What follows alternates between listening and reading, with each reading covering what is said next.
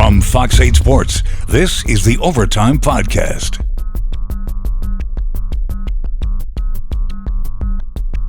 From the Fox 8 studios here in New Orleans, this is the Fox 8 Overtime Podcast. I am your host, Sean Fazende. A little different today. Our guy, Vasilios, not feeling too good.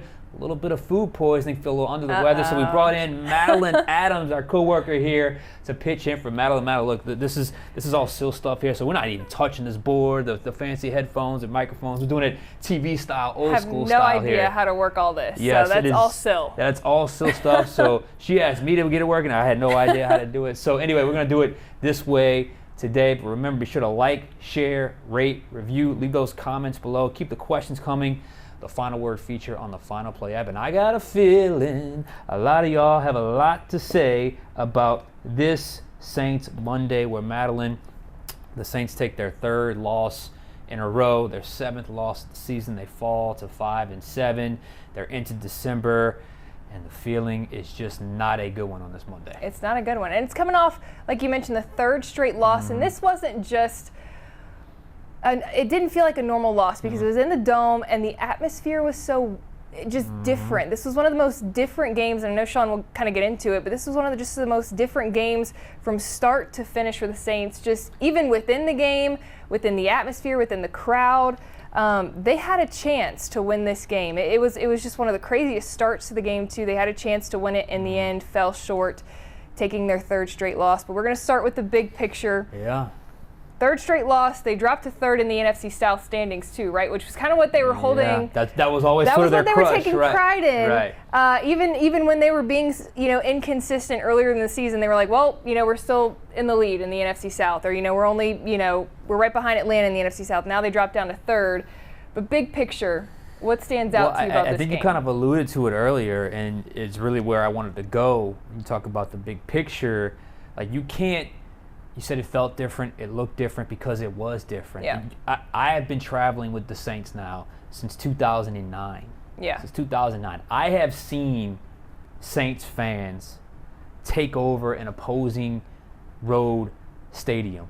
It's a beautiful thing to watch when you see the blight. That happens in Atlanta. It happened in. I remember a trip to San Diego years ago. Always. I mean, when the Saints were winning, the Who Dat Nation traveled, and it was a beautiful thing to see. I have never, I repeat, never, ever, ever, even in the down years, even when I was a kid and teenager watching this team and going to games as a fan, I have never in my life seen more visiting fans inside the Superdome, completely overwhelming the black and gold, a sea of blue, all three levels of the Superdome, and it was the first thing we all saw, and then you start the game, you fall behind 21-0, and you hear the cheers when they fall behind 21-0, and then you hear the "Let's Go Lions" chants, and then you look and you hear the boos from the Saints fans. This is the type of thing, Madeline, that catches ownership's attention, because you cannot ignore that. That is a picture painted.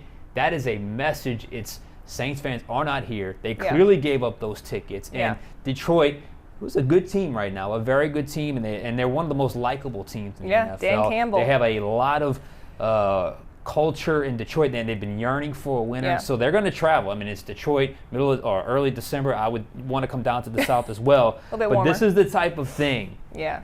Frankly, big picture-wise, that could force change. I have never seen because I've always heard fans, I'm disgusted with this team, about this team, I'm done with this team. And when push comes to shove and the rubber meets the road, they show up. Or if they don't show up, maybe you'll see an empty stadium. I have never seen that many road fans at a Saints game. The closest I can remember was back in 2019, actually. It was the Saints 49ers, and there were a lot of 49ers fans, but there were still plenty more Saints fans. I don't know what the exact breakdown was. I just know that blue really stands out. And it was a sea of blue.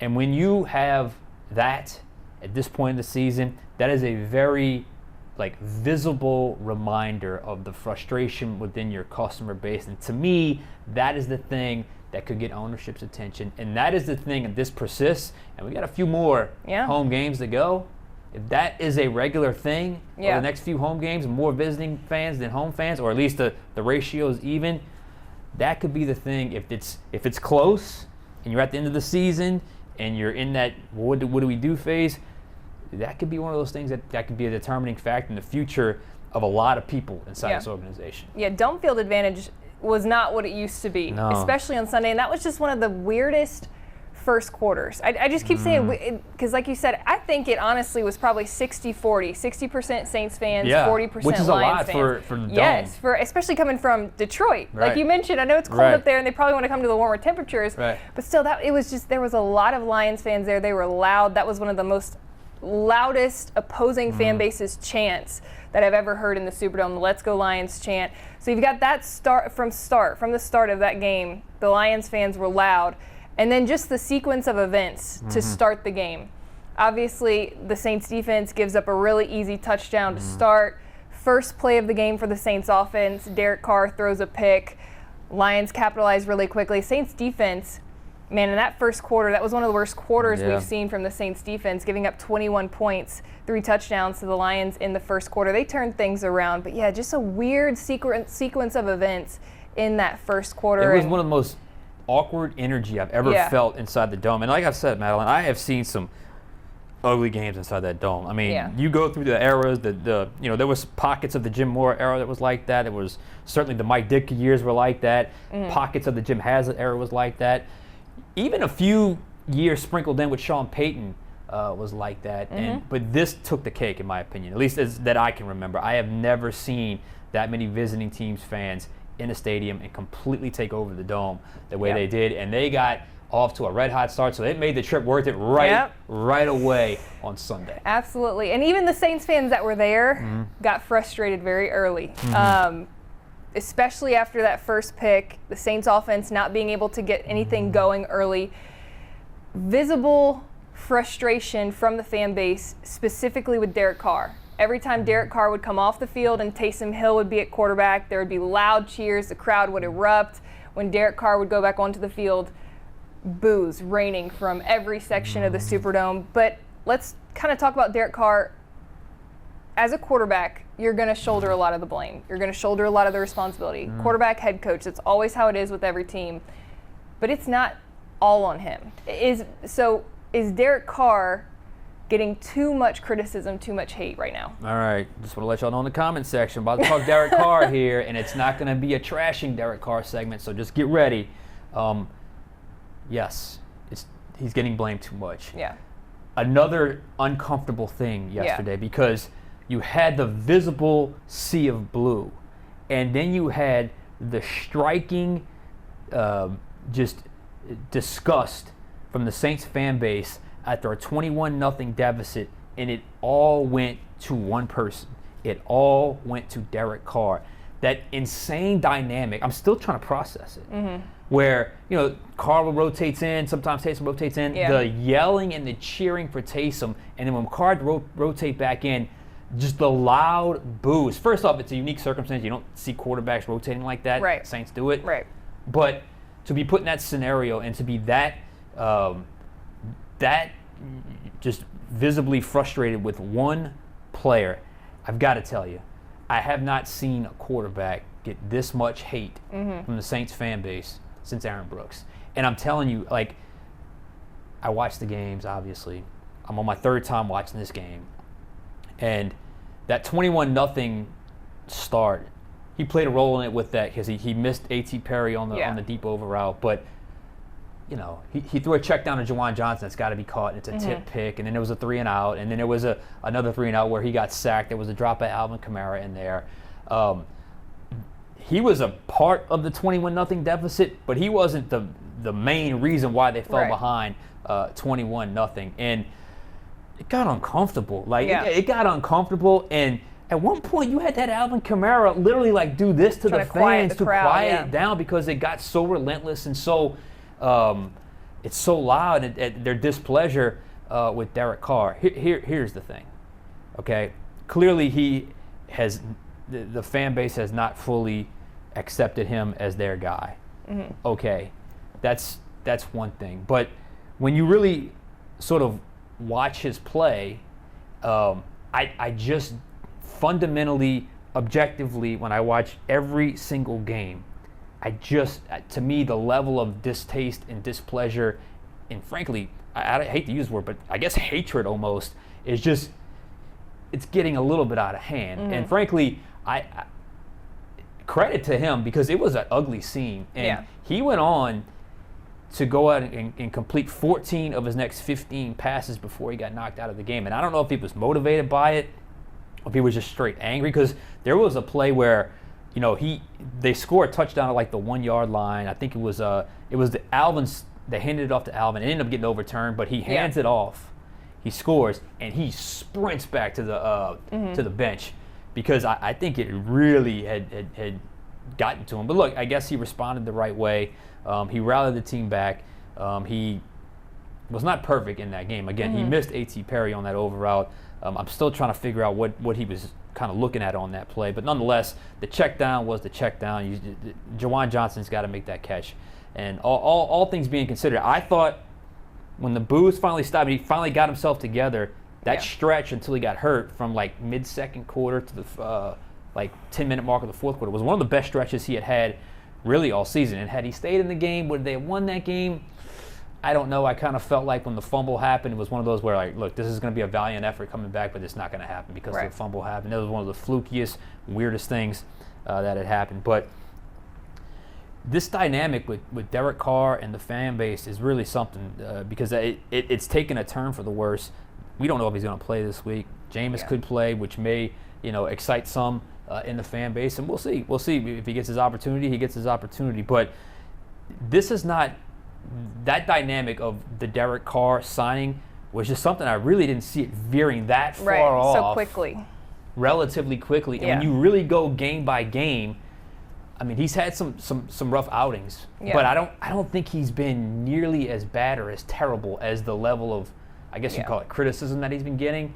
But that was uncomfortable. I mean, that was something else, and because it was like, whoa, I've never seen anything like this before. Like, they are actively cheering for one guy, actively booing for the other guy in their home stadium, in a game where a bunch of the road fans had shown up in attendance. It really was something to watch. Yeah, absolutely. And I know, obviously, we were both at the game and could hear those boos firsthand, but even people on social media said they could hear it through the TV. Right. And so that's when you know it's loud, is when it's coming through the TV and you can hear it on the TV as well. And look, I think for this fan base, not that this justifies all the hate that Derek Carr is getting, but when you have a quarterback as consistent as Drew Brees, all of the fans right now are just, and it's going to happen with every legendary quarterback that leaves a franchise. They're going to compare the next guy up with the guy that was Mr. Consistent for years. And so I think Derek Carr is just kind of suffering from that right now, the comparison to Drew Brees, and fans are just frustrated with the inconsistency. Even though there has been moments where he's played really well in this season, just fans are frustrated with the inconsistency. And here's when I look at him kind of big picture, Deuce and I talked about this pregame, he's a good player, he's never going to be great. But when he's bad, he's never going to be terrible. Right.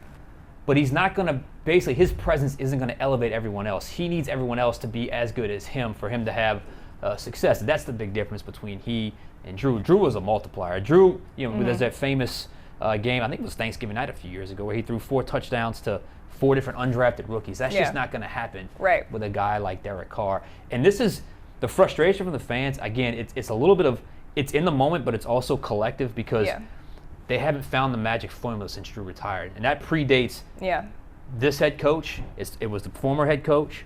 Like I said a couple of podcasts ago, Derek Carr, since Brees is retired, he is the 6th starting quarterback. And not all those guys were the franchise guy, but they've gone through already 6 starters. Some of that was from injury. Some of that was just not sure who you have, who you believe is the next guy. Now, he is the first guy the organization has made a pretty strong commitment to be that guy. And I would say, objectively speaking, he's the 13th highest paid quarterback in the NFL. He hasn't played like the 13th best quarterback, probably somewhere in like 17 to 18 or 19 range. But even with that, I still think, man, this dynamic, this level of like it's almost like it's getting weird. Like it's getting like it's to the point of like, wow, this is something to watch going forward. Absolutely. And look, the inconsistencies go far beyond Derek Carr himself. Drop passes, penalties, injuries that this offense has had to deal with this entire season. But let's move on. One of those injuries, Michael Thomas, he's currently on IR, out for at least the next 2 weeks.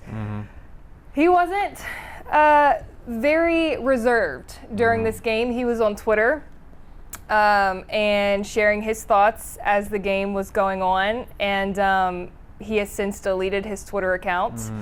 But what do you kind of make of that, and how can that kind of affect the team moving forward? I mean, it's a terrible look. Yeah. It's a terrible, terrible look. And I know there's going to be someone that says, oh, he's telling the truth, he's telling the truth. I mean, you just don't do that. Right. You would. I mean, there are a lot of players on IR right now. He's the only one live tweeting during the game. And why is he at the game? Is he rehabbing somewhere? Is he not in the city? And then, I mean, he's going after his quarterback. The quarterback he actively recruited to just get here. With he's only been here 12 games. He's going after his quarterback. Then he deletes the Twitter account, and he goes on Fox 8's Instagram page and said he doesn't want to hurt feelings with a laughing emojis. It's almost like I think he tried to laugh it off to make it seem like it wasn't that big a deal. Yeah. It is a big deal. Dennis Allen was asked about it today. He said, we're going to keep that in-house. Here's the thing. Let's just be real 100% with Michael Thomas. He will now miss, at minimum, 43 or 44 games of the last 4 seasons. Yeah. Hasn't been available. We talk more about his health than his actual play on the field over the last 4 seasons. He's simply not the same player when he is healthy. My point is, he is no longer good enough on the field to warrant that kind of stuff off the field and on Twitter. He's always had, the Twitter finger problem. But that's not a good look. And honestly, even if you agreed everything with what he said, you got to understand that's basically throwing your teammate under the bus and your coaches under the bus during a game. Right. During a game. And I know there's a lot of that, hey, he's keeping it real. I get it. You're frustrated with the quarterback and the coaching staff, but you can't do that, especially when you're one of the, quote, team leaders here. So I thought that was a horrible look. And I'd be very curious to know what the actual discipline is for that, because you can't let that go unchecked. That's got to be addressed if you're the Saints and Michael Thomas. Absolutely. And look, it could create some awkward conversations when if he does eventually get back onto the field. But yeah, it just kind of puts, if there's a locker room issue, that kind of puts that out to the public now. Tweeting about it, letting fans kind of create their own narrative with what he tweets. Even if he doesn't mean something one way, fans are going to run with it and create kind of their own opinions on it. At one point, he was the best player, best wide receiver in the NFL, and then now he's live tweeting during the game, calling out, coaches and players. Like you can't have that. Like you just, and if you don't see that, like, I'm sorry, you're a lost cause. If you can't see why that's a problem. I mean, that's a massive issue that needs to be addressed. And like I said, at the end of the day, he ain't the same player. He's just not the same player. Even when he was healthy this year, he wasn't like he was like setting the world on fire. He was a guy that Derek Carr trusted and went to quite a bit, but except for in the Bears game. But I mean, like, you can't have that in the game during, like, not from a player like of Michael Thomas's stature, but it's been a weird stretch for Michael Thomas when you talk about it since he's gotten injured, and clearly no one's around him to tell, hey, don't tweet that, because he was letting it all out. All right, we're going to get to some fan-submitted questions, some viewer-submitted questions. Look, one of the highlights of this game was Jimmy Graham. Yeah, absolutely. 2 catches on the season, 2 touchdowns. Okay, when he's given the opportunity, we've seen what he can do. But look, he was finally activated after missing many weeks, just kind of being one of the healthy scratches on the inactive report. Why wait to activate him? This fan says. This is Chuck from Ponchatoula. Chuck says, why wait to activate him since it's the primary reason you signed him? I'm so happy for all y'all out there that have been emailing us week after week after week after week, asking us about the status of Jimmy Graham. I have said, they view him as a guy who's past his prime, and that's why their numbers in other areas, and they decided to not bring him up for games. He got his opportunity, and he got his second reception, second touchdown. The guy still knows how to get open in the red zone. So Did they go 4 for 4 inside the red zone? They did. It's funny. That was a big storyline all weekend. By the end of the game, no one was even talking about that. The extra emphasis actually worked. Part of their preparation actually worked. They were 4 for 4. But no, look, as long as there's still some thin numbers at wide receiver, I still think Jimmy Graham becomes active on game day.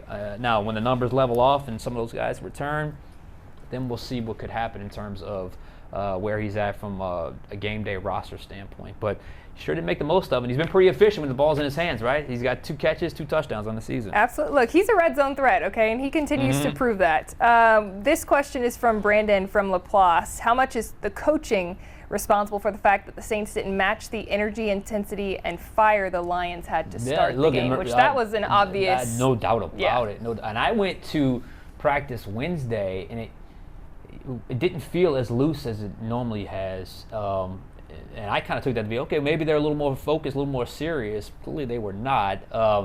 That's a problem. I mean, the slow starts offensively has been an issue. They still have yet to score a touchdown offensively on their first drive. And then slow starts defensively have become an issue as well. And it was just like, it all came to a head. And then you had a group in Detroit that was coming off a tough loss, but they had the extra few days to prepare for the Saints because they had that Thursday game on Thanksgiving Day. They look refreshed, refocused. Going on a road and supposedly a tough place to play, but you look up in the stands and you got half the stadium filled with your fans. I mean, they had to give them a lift, and they got the great, very clean drive to open the game, then the pick, then a touchdown, then a 3-and-out, then another touchdown. Before you blink an eye, first 6 minutes and 45 seconds into the game, you're up 21-0. Saints had -1 yards, -1 yard on offense. So, yes, that's coaching. That's coaching from a game planning standpoint in terms of you're still not getting what you want from the start, offensively and defensively. And also, you got to get your guys ready to play. You got to motivate your guys that they've got to bring the energy. And that is the one thing when it comes to Dennis Allen that I still think he defers to the players to that in terms of like, hey, those guys know how to get themselves ready. But sometimes I think look at Dan Campbell. Dan is an energy Players guy. coach. He is an energy guy. Yeah. And I think that's where DA falls short in that area. Yeah, and that's been an issue all season, really. Not just even against the Lions. There's been slow starts on both sides of the ball, offensively, defensively, for a long time this season. This question is from Joey and Kenner. Did anyone else notice after the team was introduced on the field that the announcer didn't mention, like usual, let's hear it for head coach Dennis Allen and the coaching staff? He just said the New Orleans Saints, which is, I didn't catch that. But it is a little different. I caught it. I also caught it was a very quick introduction of Derek Carr. I think that might have been planned. Let's just put it that way. Because I think they understood the reception both guys would receive, and their suspicions or their hunch was correct when you talk about what happened within the first 6 minutes of that game, the amount of boos coming down from the stadium. So that probably was a smart move, just to get that. Just to try to avoid that conflict before the game starts. Absolutely. This one's from Carrie in Pensacola. When are we going to invest in a younger QB and a coach? And there was one mock draft out there today. I saw that, that had Jaden Daniels, obviously LSU's Heisman contending QB, going 9th overall to the Saints. I'm sure a lot of Saints fans, a lot of LSU fans would love to see that happen, but is that realistic to draft even just any quarterback in the first round this year? I think all things are on the table depending on how this season finishes out. Derek Carr will be here next year. This contract guarantees it. He will be here next year. The question will be, can you draft a young player and maybe have a redshirt year his rookie year? Mahomes did it. Heck, Jordan Love had three redshirt years. It doesn't always happen. And sometimes if you play a guy too early, Bryce Young, things can happen. Zach Wilson, things can happen. Some guys are able to handle it. C.J. Stroud, obviously, able to handle it. I guess my point is the Saints should not take that off the table. Just because they have Derek Carr, they shouldn't at least look at the idea of a younger quarterback at the position. Now, if Derek Carr was lighting the world on fire right now, if he was leading the league in passing yards and 25 touchdowns, whatever the case may be, then I would say, no, you got your guy. But no, I don't think he's done anything to look. He'll be here next year, and like we spent the whole segment talking about, it's clearly not all his fault. But I do think what his play has warranted is the organization would be doing themselves a disservice if they didn't at least consider that. Now, as for a coach, I think no matter what happens, I think you're going to see significant changes to the offensive staff, regardless if the head coach stays or not. Right. I think that's going to happen regardless. Absolutely, yeah. And look, we'll see. Obviously, like you said, a lot of what the offseason decisions will be kind of depends on how they finish out this season. Because, look, a lot's still on the table for this season. Even 5-7 in the NFC South, there's still a chance to make the playoffs, host a playoff game. So we'll kind of see what happens. We'll see what happens, and but it doesn't feel like there's a whole lot of confidence right now. Fan base seems a little down. The team seems a little in disarray. Look, they battled. People are probably going to misread this. They haven't. DA has not lost the locker room. There's a difference between losing the locker room and not having discipline. They don't have discipline, but they still play for their coach. They wouldn't have rallied yesterday if they didn't play for their coach. I've seen teams just lay down and give up. That's not the case. But their consistent lack of discipline is what's really starting to rear its ugly head, and that's been a major problem. You had 2 false starts by the center yesterday. Yeah. By the center. So that's where the issue is. It's 2 different lanes that could sometimes be intertwined, but all in all, it's a major issue that I'm not sure can get cleaned up this year, at least cleaned up enough to get back to winning games. Yeah, and look, the Saints face the Panthers next inside the Dome. We'll see what kind of atmosphere that provides, but look, Carolina is a struggling team, 1-11. You got to be able to, look, and even if you got to go 50-50 Jameis Taysom or 70-30 Jameis Taysom, I don't care. You can probably run your way to, you've got to win this game. If you lose this game, there might be some in-season firing on the way, depending on how that game plays. We have any more questions? That's it. We are done with questions. All right, that means we are done with this podcast. Madeline Adams. My first appearance in the podcast studio. All right. Vasilios, get well soon, my friend, or Madeline will be in that chair for a while. Big shoes to fill, okay? We'll see. Yeah, so all right. Well, thank you, Madeline, and thank you guys for tuning in. This is the Fox 8 Overtime Podcast. We'll catch you guys next time.